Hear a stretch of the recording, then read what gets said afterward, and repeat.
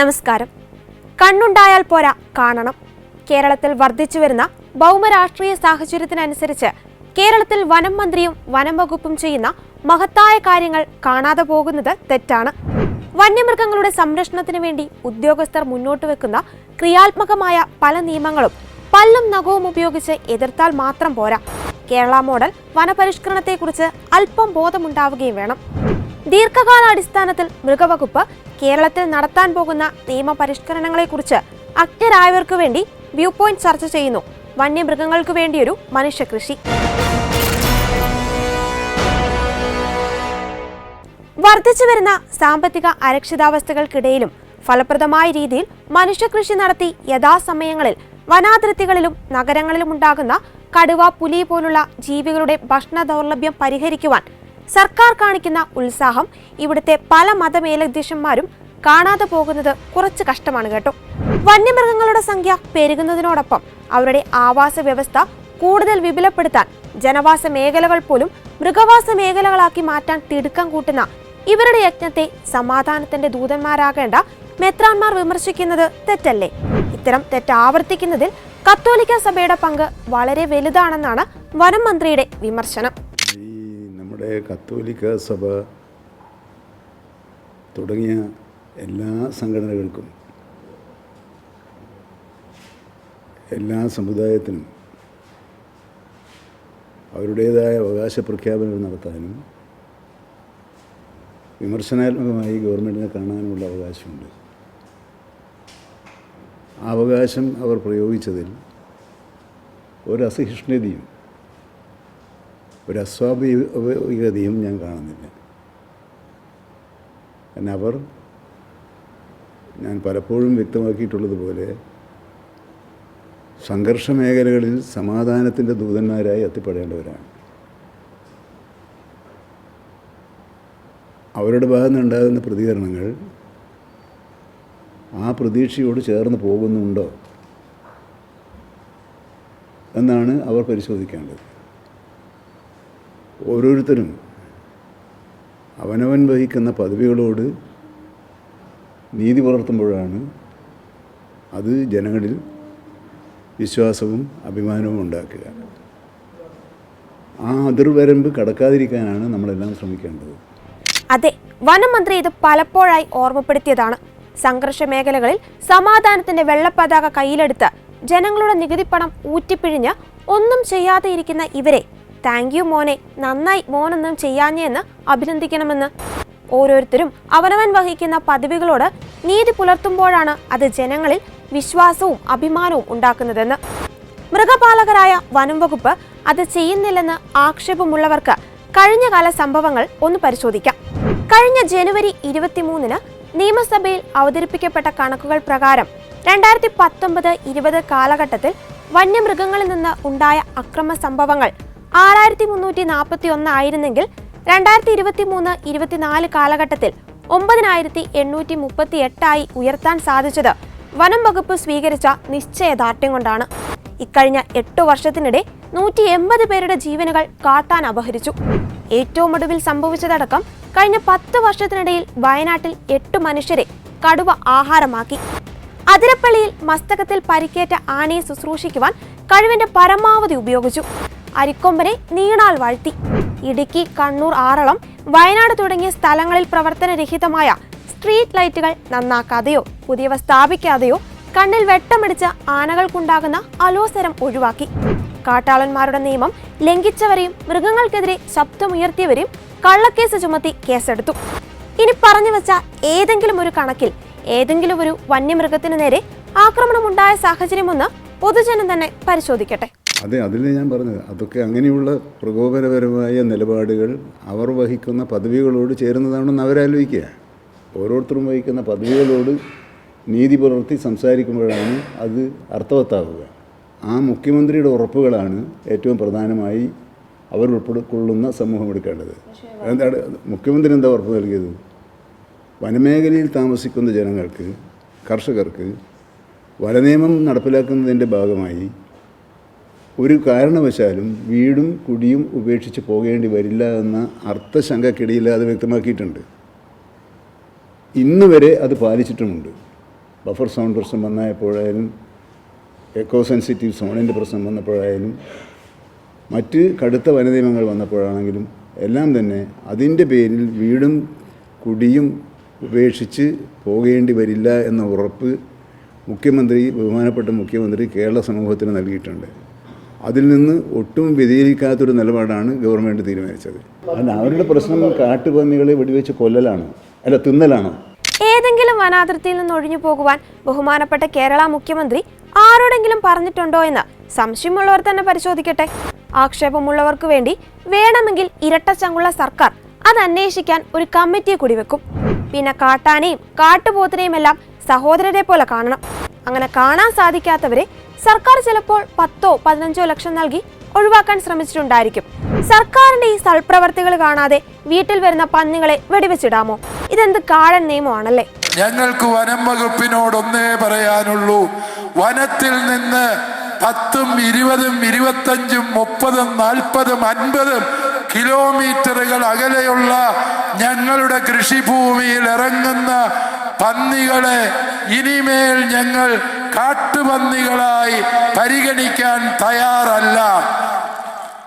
ഞങ്ങളുടെ കൃഷിഭൂമിയിൽ കാണുന്ന ഈ മൃഗങ്ങളൊക്കെയും ഞങ്ങൾ വളർത്തുന്ന മൃഗങ്ങളാണ്.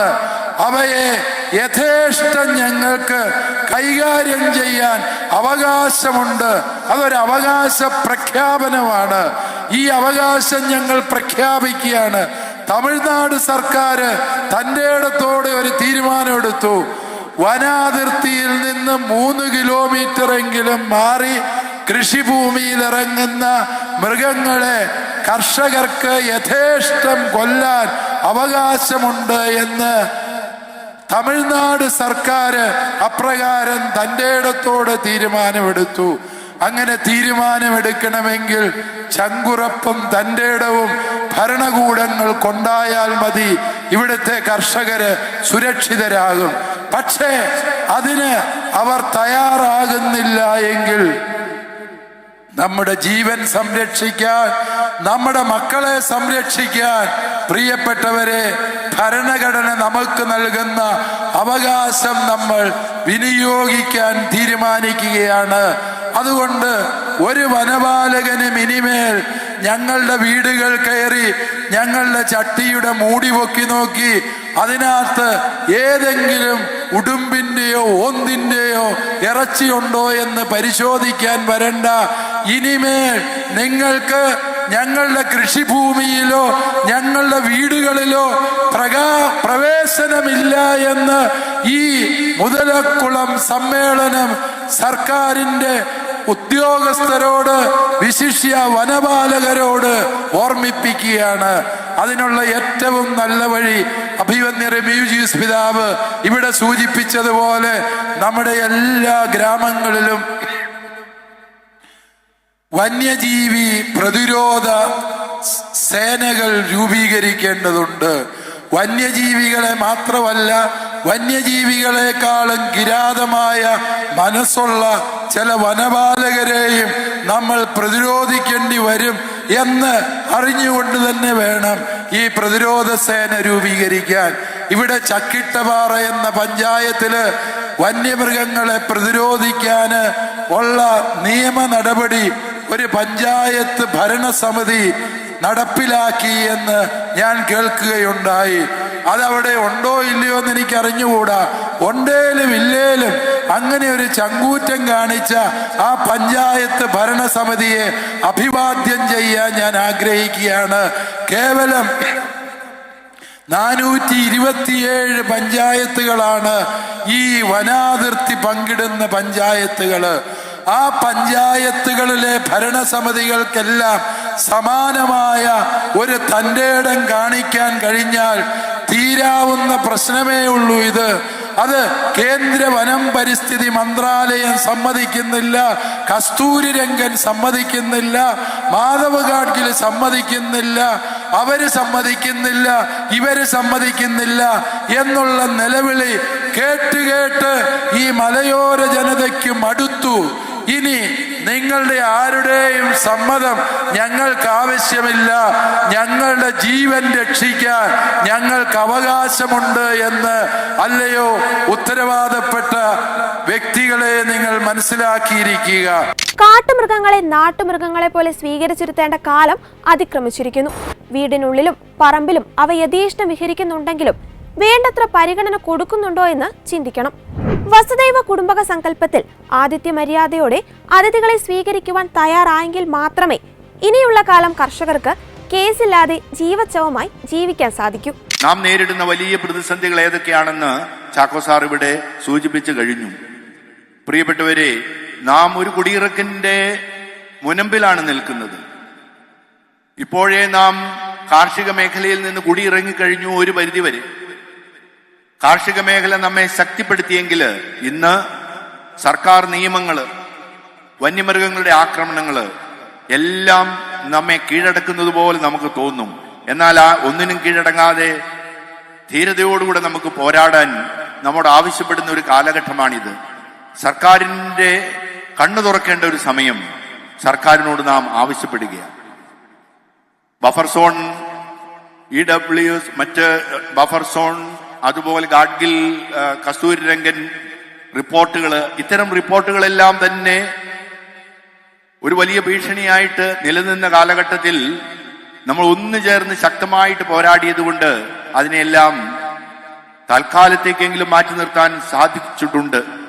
നമുക്കതുപോലെ ഏറ്റവും ശക്തമായി നാം പോരാടേണ്ടത് ഈ വന്യമൃഗങ്ങളുടെ ആക്രമണത്തിനും കാർഷിക മേഖലയിലുള്ള വിലയിടിവിനുമാണ്. അതുകൊണ്ട് നമുക്ക് ആസിയാൻ കരാർ പോലെയുള്ള കരാറുകൾ പൊളിച്ചെഴുതുവാൻ ആവശ്യപ്പെടുന്ന ഒരവസരത്തിലാണ് നാം ഇവിടെ സമ്മേളിക്കുക. അമേരിക്കയിൽ മിസ്റ്റർ ട്രംപ് പ്രസിഡന്റ് ആയപ്പോൾ ആ രാജ്യത്തിന്റെ നന്മയ്ക്ക് വേണ്ടി കരാറുകളെല്ലാം പൊളിച്ചെഴുതാമെങ്കിൽ നമ്മുടെ ഈ കർഷകരുടെ നന്മയ്ക്ക് വേണ്ടി എന്തുകൊണ്ട് ആസിയാൻ കരാർ തിരുത്തിക്കൂടാ? നമ്മുടെ ഈ സമ്മേളനം ആവശ്യപ്പെടുകയാണ് ആസിയാൻ കരാർ തിരുത്തണം.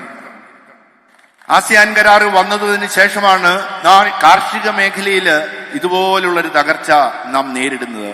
നാം നമ്മുടെ ഒരു വിളവിനും തന്നെ വിലയില്ലാതായി തീർന്ന് വലിയ വേദനയിലേക്ക് നാം എത്തിച്ചേർന്നത്. നമുക്കിവിടെ പോരാടണം, സർക്കാരിനോട് പോരാടുന്ന അവസരമാണിത്. വന്യമൃഗങ്ങളുടെ ആക്രമണത്തിനെതിരെ പ്രതികരിക്കാൻ നമുക്ക് ശക്തിയുണ്ട്. എന്നാൽ ഭീതിയോടുകൂടിയാണ് നാം വനപാലകരുടെ നിയമത്തിന് മുമ്പിൽ നിൽക്കുക. എന്നാൽ ഇനി ആ കാലഘട്ടം കഴിഞ്ഞുപോയി എന്ന് കൂട്ടായ്മയിലൂടെ ശക്തി തെളിയിക്കുകയാണ്. ഇനി ഒരു വനപാലകരും നമ്മുടെ വീടുകളിൽ പന്നിയിറച്ചിയുണ്ടോ എന്ന് വന്ന് നോക്കാൻ ഒരിക്കലും അനുവദിച്ചുകൂടാ എന്നാണ് നമ്മൾ ഒറ്റക്കെട്ടായിട്ട് തീരുമാനമെടുക്കണം. അവരെന്തിന് നമ്മുടെ വീട്ടിൽ വരണം? ആരെങ്കിലും നമ്മുടെ വീട്ടിൽ പ്രവേശിക്കുന്നുണ്ടെങ്കിൽ അതിനെ ശക്തമായിട്ട് പ്രതിരോധിക്കുന്ന ഒരു കൂട്ടായ്മ ഓരോ ഗ്രാമത്തിലും ഓരോ പ്രദേശത്തും നമ്മൾ രൂപീകരിക്കും. ഇത് വനപാലകർക്കുള്ള ഒരു മുന്നറിയിപ്പായിട്ട് ഈ സമ്മേളനത്തെ നിങ്ങൾ ഏറ്റെടുക്കണമെന്നാണ് ഞങ്ങൾ ഒന്നുചേർന്ന് ആവശ്യപ്പെടുന്നത്.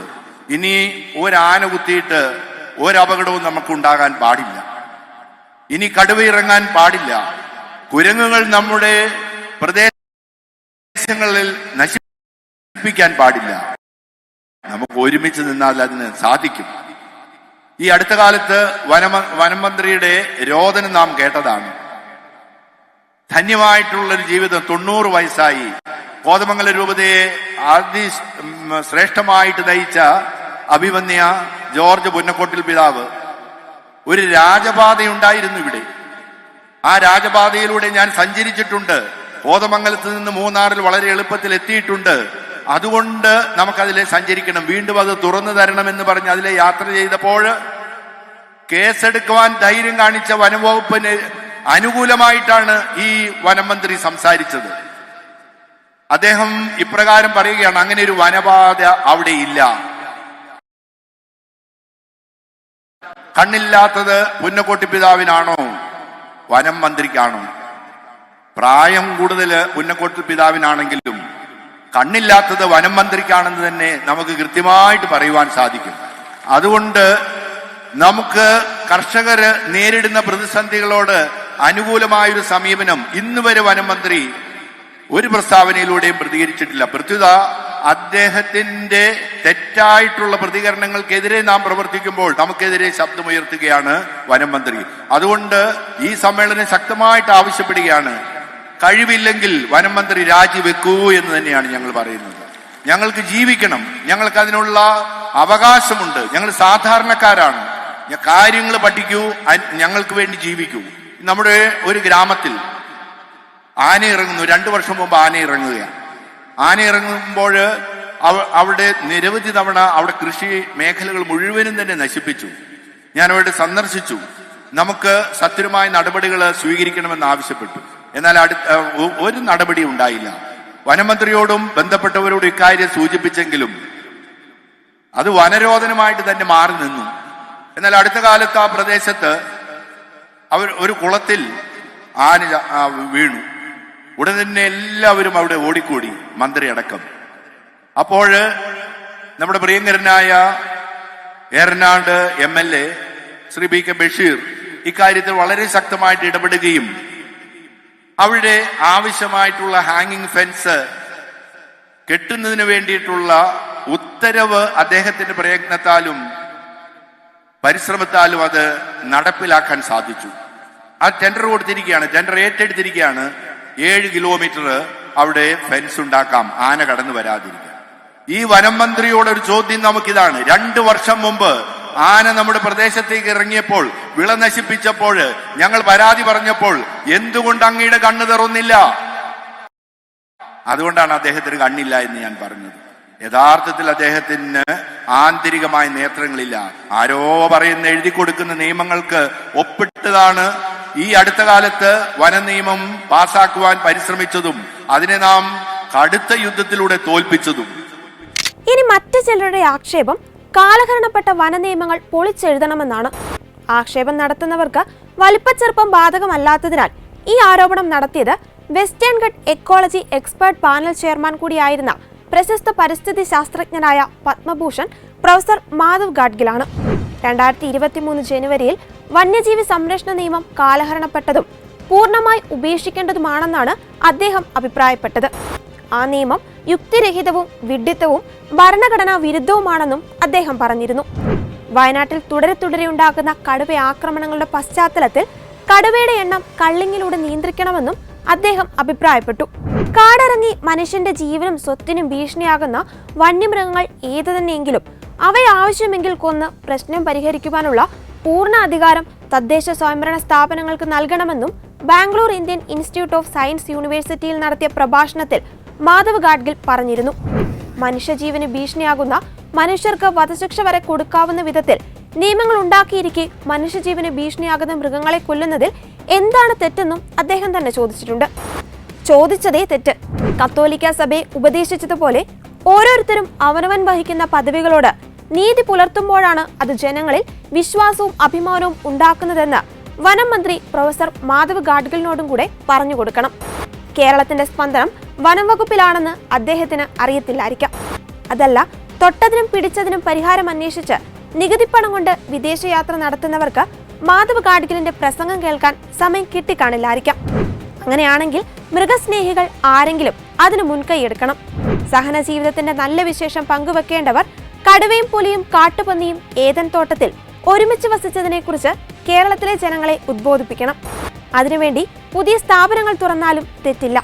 ഓർഗനൈസറിന്റെയും മാധ്യമത്തിന്റെയും പേജുകൾ അതിന് ഫ്രീ പബ്ലിസിറ്റി കൂടി നൽകുന്നതായിരിക്കുമെന്ന് ഓർമ്മപ്പെടുത്തിക്കൊള്ളട്ടെ. നന്ദി.